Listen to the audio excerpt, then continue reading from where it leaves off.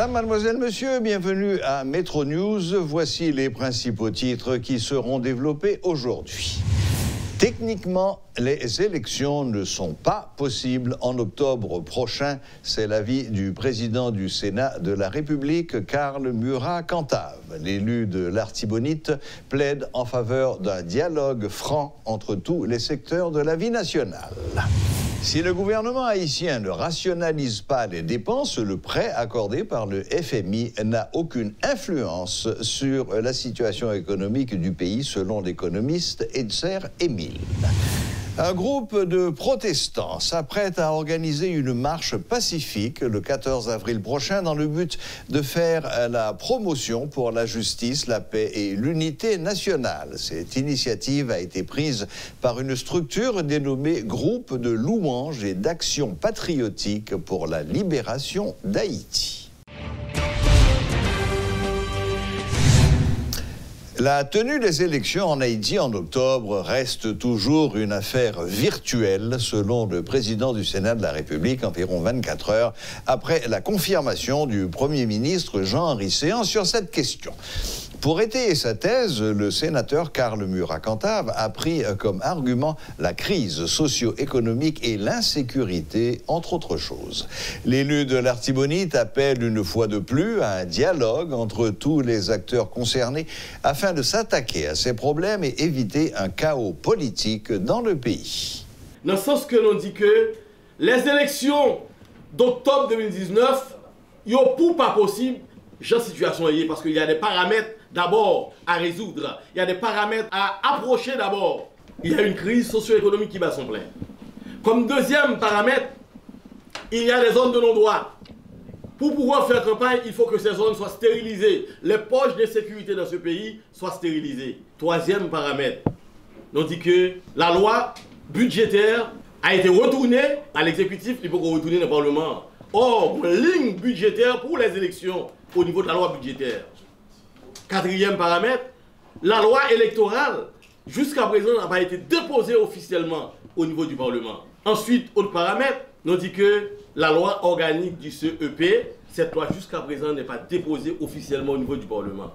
Donc, nous avons considéré tous les paramètres ça, que jusqu'à présent, pour trouver une solution, nous pensons un peu, je ne dirais pas démentiel, mais virtuel, pour nous parler de élections en octobre qui viennent là, pour préparer une bonne élection, minimum, nous avons besoin d'une année. Or, nous sommes déjà au mois de mars, soit à quelques 8 mois, n'est-ce pas, de la date butoir pour les élections. Et si ces élections, dans une autre adresse, ne sont pas réalisées, nous allons chita, côté nous allons gagner un vacuum. Nous allons un vacuum, la Chambre des députés ne sera plus, le Sénat sera amputé 2 tiers, d'où nous avons un véritable imbroglio qui a fait que le pays a tombé dans le boom. Et je crois que les élections doivent être le produit, n'est-ce pas, du dialogue. Le dialogue, c'est lui-même qui va dire qu'est-ce qu'on doit faire. Parce que pour organiser les élections, un autre facteur, un autre paramètre que je n'avais pas adressé, c'est le dialogue. Si le dialogue n'a pas fini pour dire voilà ce sur quoi on s'est entendu, eh bien comment est-ce qu'on peut parler d'élections aujourd'hui? Donc je pense qu'il faut qu'on s'asseye rapidement. Et il faut qu'on se parle. Il faut que chaque secteur comprenne que nous avons un pays à sauver, Haïti. Et il faut que Chita pour que vous adressiez les problèmes, n'est-ce pas, de ce pays, les problèmes conjoncturels et les problèmes de fond, pour que ensemble nous ayons issue avec crise qui paraît gigantesque, qui paraît très grande, une crise qui paraît monumentale. Le secteur démocratique et populaire part à la recherche de nouveaux alliés en vue de la relance de la mobilisation. Une série de rencontres est prévue cette semaine entre les responsables de cette branche réputée la plus radicale de l'opposition et des représentants de différents secteurs de la vie nationale. L'annonce en a été faite ce mardi par le porte-parole de ce regroupement de partis, André Michel. Nous avons pour nous rencontrer le directoire AAA, le parti du sénateur Yola Tortue. Nous avons pour nous rencontrer le secteur protestant dans l'après-midi, toujours demain, c'est 13 mars 2019 là. Nous avons pour nous rencontrer Madame Mirlande Hippolyte Maniga dans la soirée. Nous gagnons pour nous faire une rencontre 13 mars 2019 là, avec Religion pour la paix. Nous avons bien pour nous rencontrer, pour nous présenter notre proposition de sortie de crise. Nous avons pour nous rencontrer le secteur Vaudois samedi matin parce que c'est un secteur important. Nous nous rencontrons avec les francs-maçons qui sont déjà planifiés et nous avons pour nous rencontrer un pile l'autre monde dans la classe politique là et va capable oublier le forum économique qui a un rôle fondamental pour jouer, d'autant plus que à chaque fois le pays a l'ordre, à chaque fois qu'il y a un problème dans le pays, à chaque fois qu'il y a une mobilisation du pays à bloquer, le secteur économique là, c'est un secteur qui est plus victime.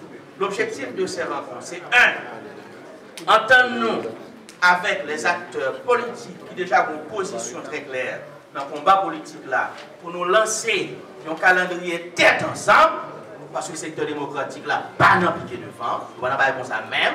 C'est dans la concertation que nous devons conduire la mobilisation. C'est ensemble pour nous batailler, j'en toujours dit.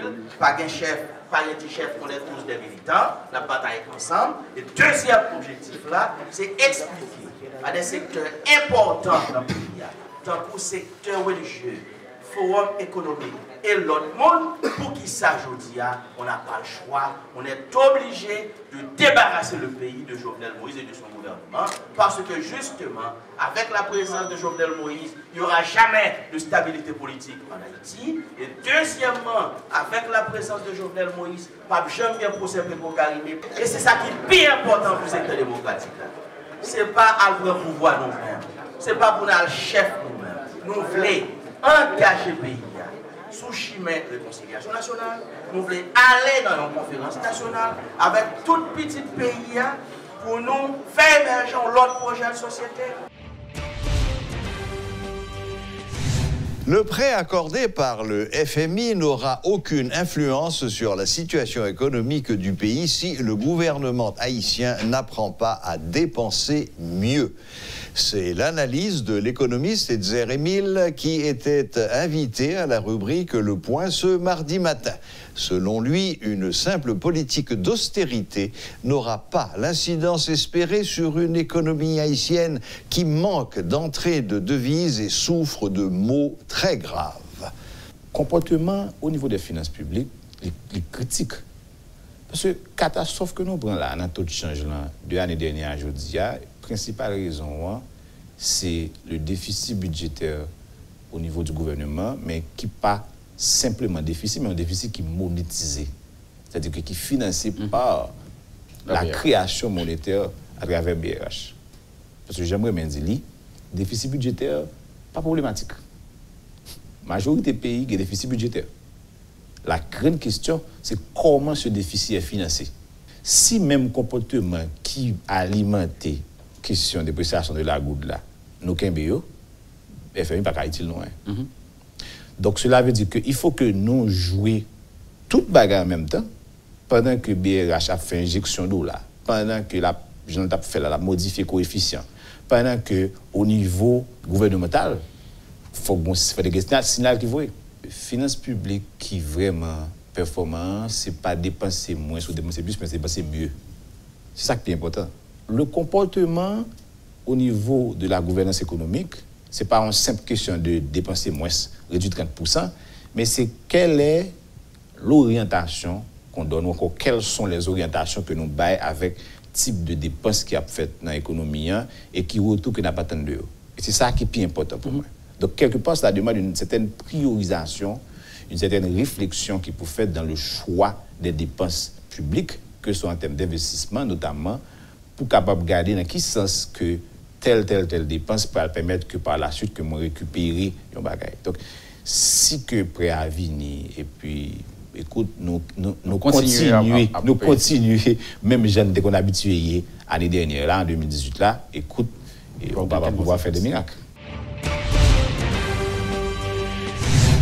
Le rapport produit par la Cour supérieure des comptes sur l'utilisation des fonds Petro-Caribé est trop politique pour contribuer à la tenue d'un procès de l'avis de Claude Marsan.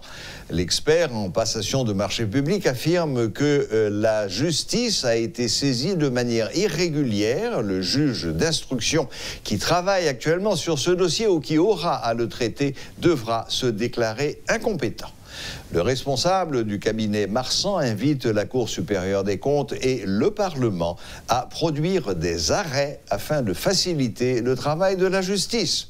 L'expert a tenu ses propos en marge d'une présentation du rapport à l'initiative du groupe Croissance et des entités de la société civile. Le problème qui est dans le rapport, c'est que le rapport n'a pas bail.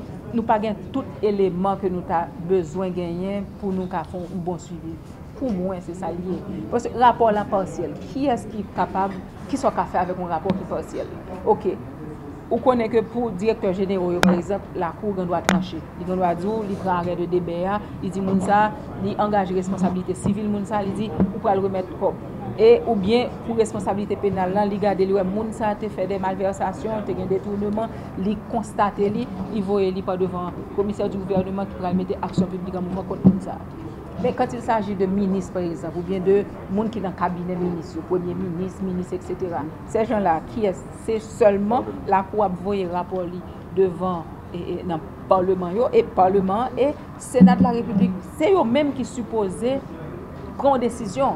Parce que là, ils transmettent le rapport là directement. Pour le document, ça n'a pas fait suivi pour dire là, et c'est un coup là pour faire cinéma.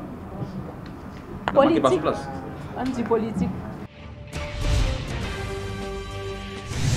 Une marche pour la paix est prévue le 14 avril prochain. C'est ce qu'a annoncé en conférence de presse ce mardi une structure dénommée Groupe de louanges et d'action patriotique pour la libération d'Haïti.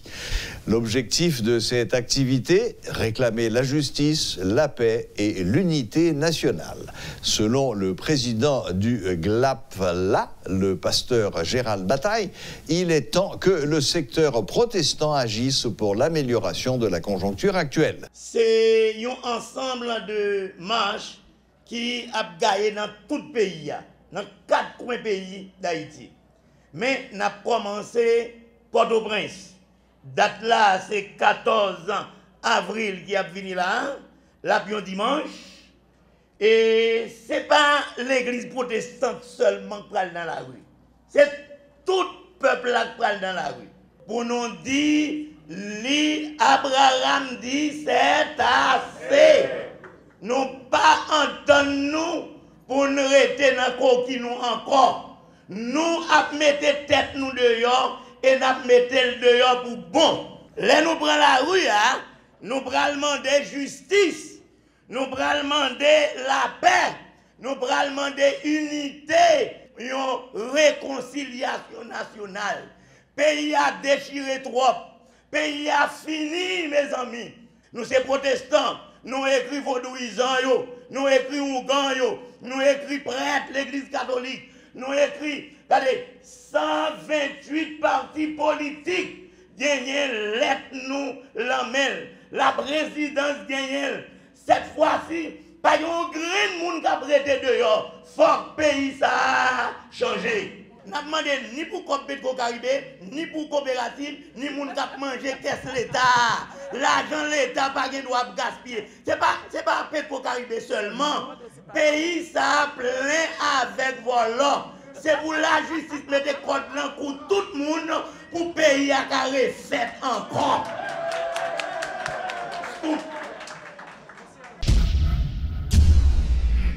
La boucle est bouclée. Merci de nous rester fidèles et à la prochaine, même heure, même chaîne.